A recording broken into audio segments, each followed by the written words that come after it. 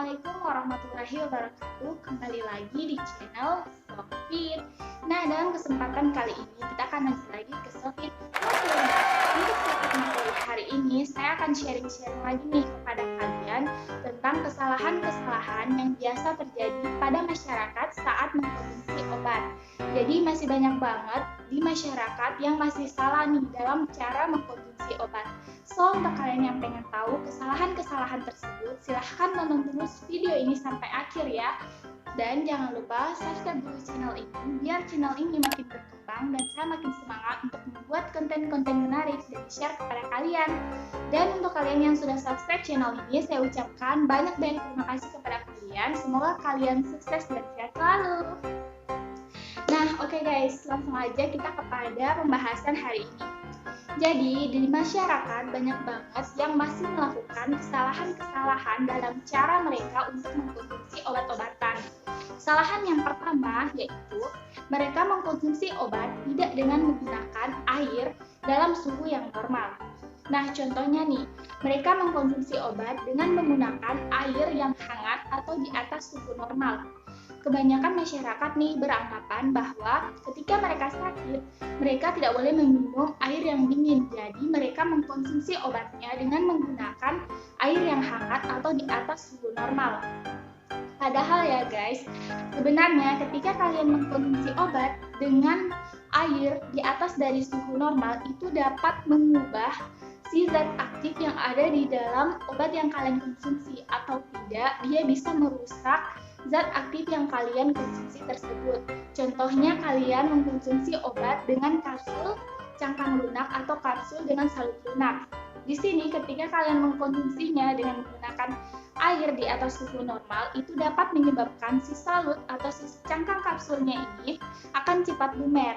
Nah, sedangkan obat tersebut telah dimodifikasi atau dirancang oleh si formulator untuk larut atau untuk pecah di area bagian dalam tubuh kalian atau di bagian sistem pencernaan organ dalam kalian. Tapi ketika kalian mengkonsumsinya dengan menggunakan air di atas suhu normal atau air hangat, itu menyebabkan si obatnya semakin cepat lumer atau semakin cepat pecah atau larut.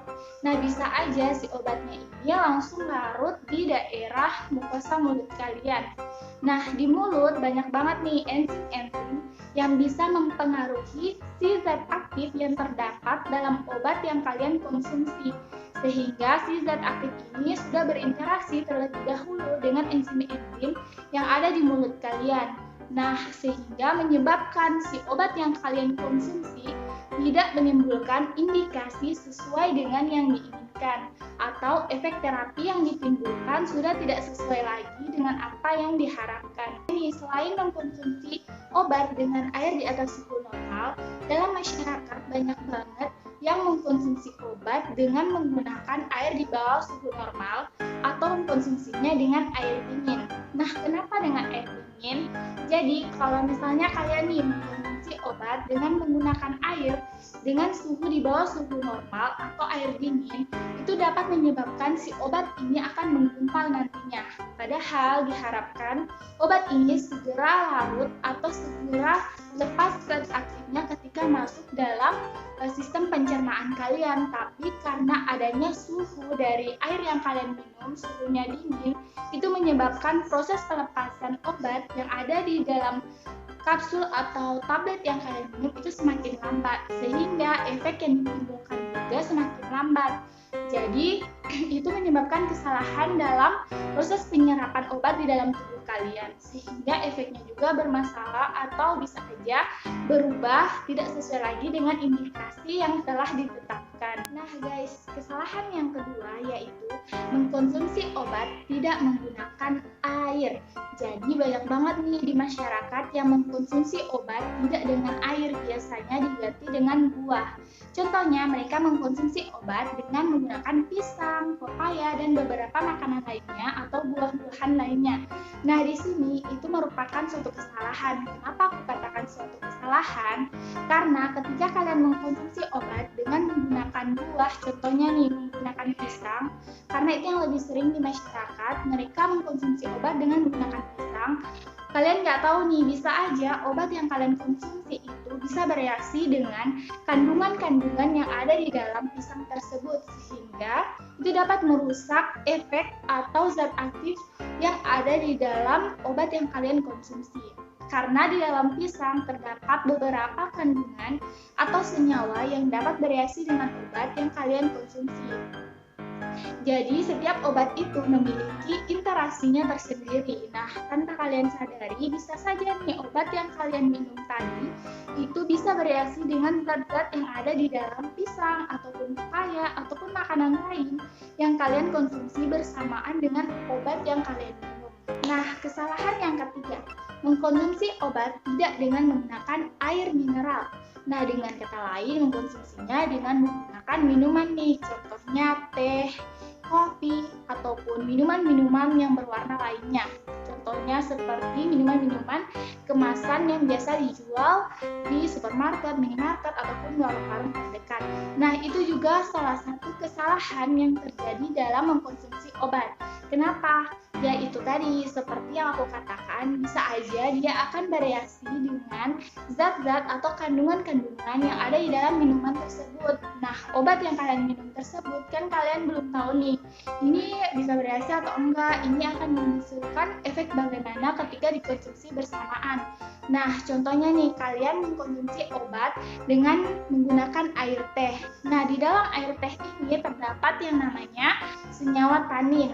Nah, si tanin ini akan melapisi saluran pencernaan kalian, sehingga ketika kalian mengkonsumsinya bersamaan dengan obat, itu akan memperlambat proses absorpsi atau proses penyerapan obat di dalam tubuh kalian, sehingga efek farmakologi dari obat yang kalian konsumsi itu semakin lambat. Jadi, si tanin ini dia menghambat atau memperlambat proses penyerapan obat di dalam tubuh kalian. Ini adalah salah satu contoh senyawa yang terdapat dalam teh. Nah, belum lagi nih untuk minuman-minuman yang lain seperti kopi ataupun minuman-minuman saset lainnya atau minuman-minuman botol lainnya yang kalian konsumsi bersamaan dengan obat-obatan. Nah, selanjutnya kesalahan yang keempat yaitu mengkonsumsi obat tidak menggunakan sendok takar atau tidak sesuai takaran.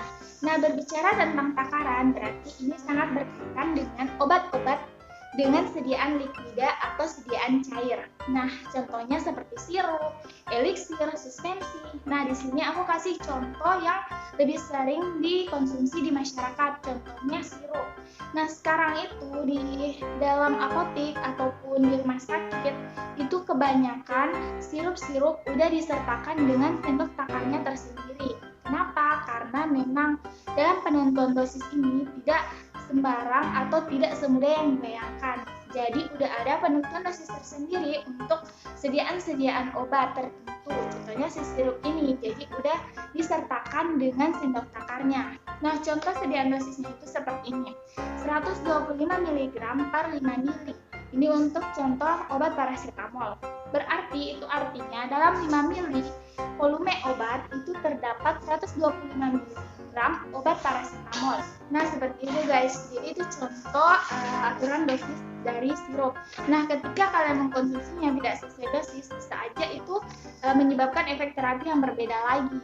Nah, apalagi nih untuk obat-obat yang indeks terapi atau rentang dosisnya itu pendek, rentang terapinya itu kecil gitu loh. Jadi contoh-contoh obat itu seperti obat antibiotik atau obat kejang. Nah, itu untuk indeks terapi atau range dosisnya itu dia agak kecil atau pendek. Nah, makanya untuk penentuan dosisnya itu harus sesuai dengan apa yang telah diresepkan.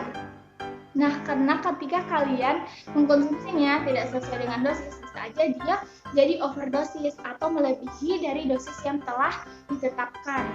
Seperti yang udah aku bilang tadi nih, dia dalam 5 ml volume obat terdapat 125 mg obat atau zat aktif obat. Dimana 125 mg ini udah diindikasikan dapat memberikan efek terapi. Nah, ketika kalian mengkonsumsinya lebih dari itu dan udah melebihi dari dosis maksimum, itu bisa menyebabkan overdosis pada tubuh kalian. Jadi bisa memberikan efek yang sangat fatal ketika kalian mengkonsumsi obat tidak sesuai dengan dosis yang telah diresepkan. Nah, selanjutnya untuk yang kelima itu kesalahan dalam mengkonsumsi mengkonsumsi obat sebelum dan sesudah makan.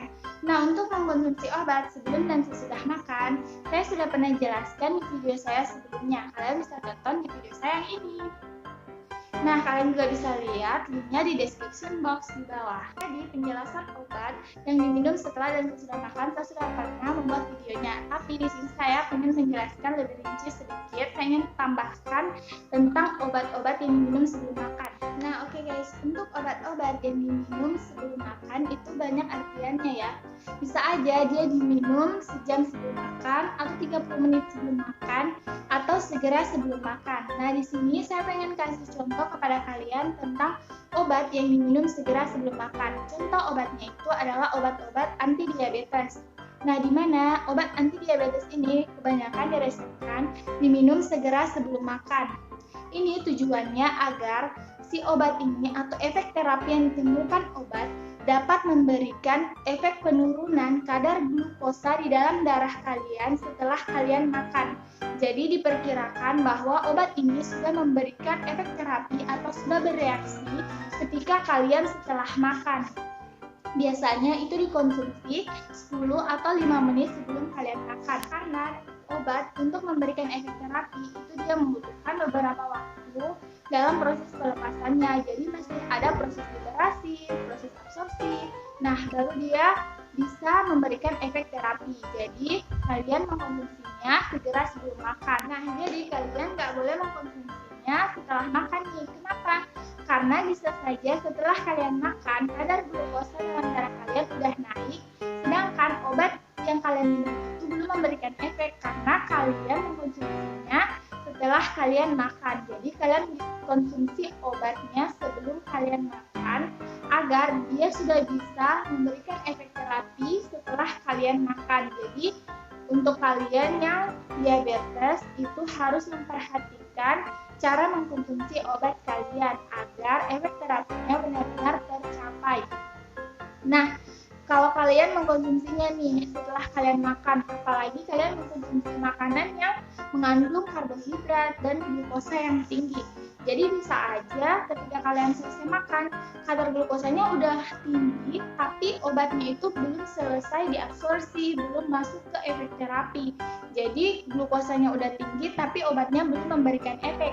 Nah, kalian bisa aja nih berpikir bahwa sepertinya obat yang saya konsumsi ini tidak memberikan efek karena kadar glukosa darah saya naik, padahal saya sudah meminum obatnya. Tapi ternyata itu kesalahan dari kalian sendiri karena kalian dalam mengkonsumsi obatnya tidak sesuai dengan aturan yang telah diberikan. Nah, oke guys, terus kesalahan yang terakhir nih, mengkonsumsi obat tidak sesuai dengan petunjuk ahlinya.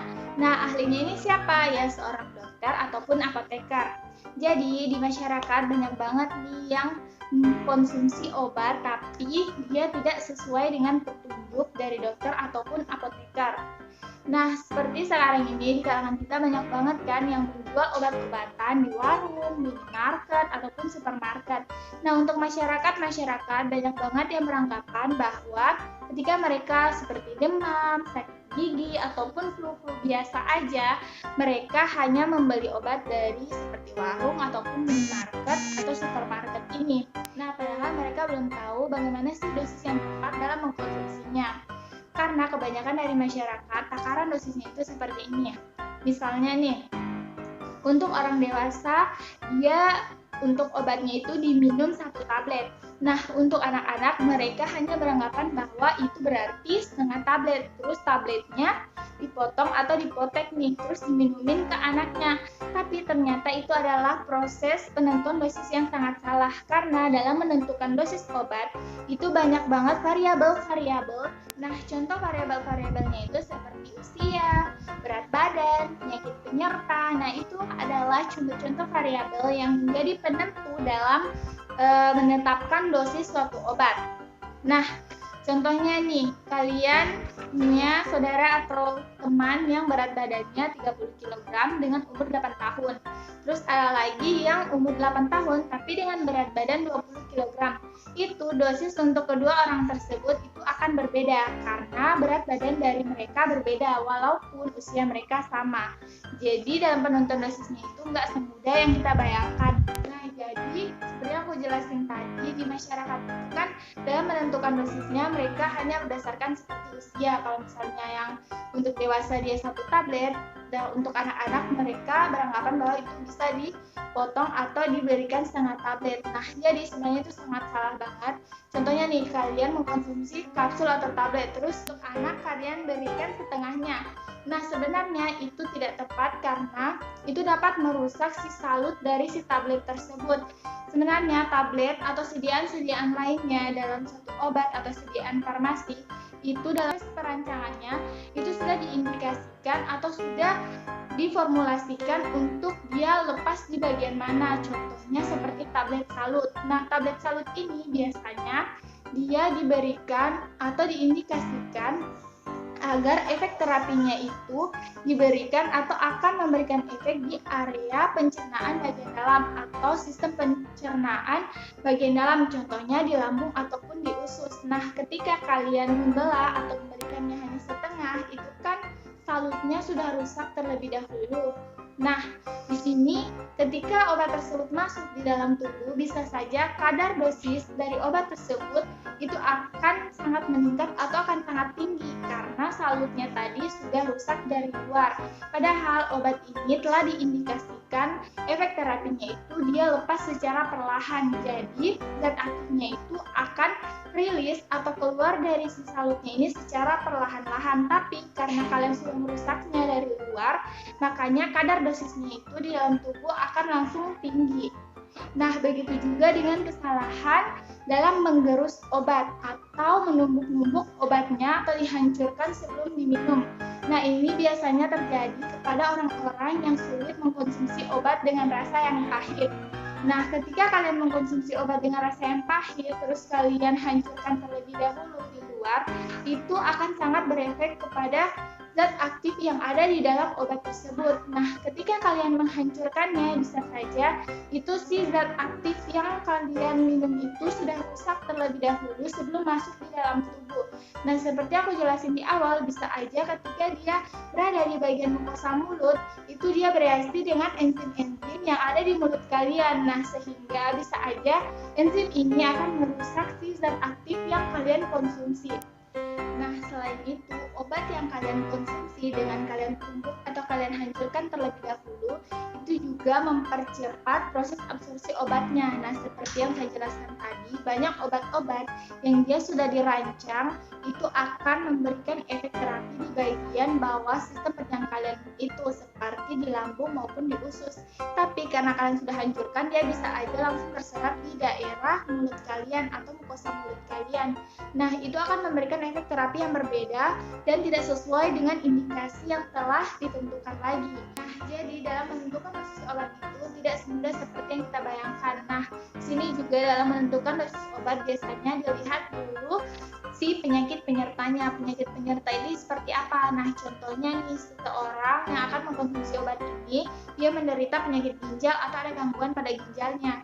Nah, bisa saja dosis obatnya itu dari dosis yang untuk orang normal atau orang yang tidak memiliki penyakit penyerta itu akan diturunkan. Kenapa? Karena memang dia telah memiliki gangguan pada ginjalnya, sehingga bisa saja ketika dia diberikan dosis obat sama dengan orang normal atau orang yang tidak memiliki penyakit penyerta itu, nah bisa saja dia akan memperparah penyakit si pasien tersebut. Makanya dalam menentukan dosis obat itu sangat diperhatikan variabel-variabelnya agar tidak terjadi kesalahan dosis pada pasien tersebut. Nah, di sini saya membuat video ini untuk sharing-sharing nih dengan kalian agar kesalahan-kesalahan ini tidak terjadi lagi di dalam masyarakat, sehingga bisa meminimalisir efek terapi yang tidak diinginkan pada pasien. Oke guys, jadi itu dia beberapa kesalahan-kesalahan yang sering banget terjadi di masyarakat. Nah, mulai dari sekarang jangan lagi melakukan kesalahan-kesalahan tersebut ya. Nah, untuk kalian yang sudah nonton video ini sampai akhir, saya ucapkan banyak-banyak terima kasih. Dan untuk kalian yang pengen bertanya, silahkan aja langsung tulis di kolom komentar. Atau kalian yang pengen request aku pengen buat video apa lagi berikutnya, silahkan langsung tulis aja di kolom komentar. Semoga video ini bisa bermanfaat untuk kalian semua. Syukran and see you next time. Wassalamualaikum warahmatullahi wabarakatuh.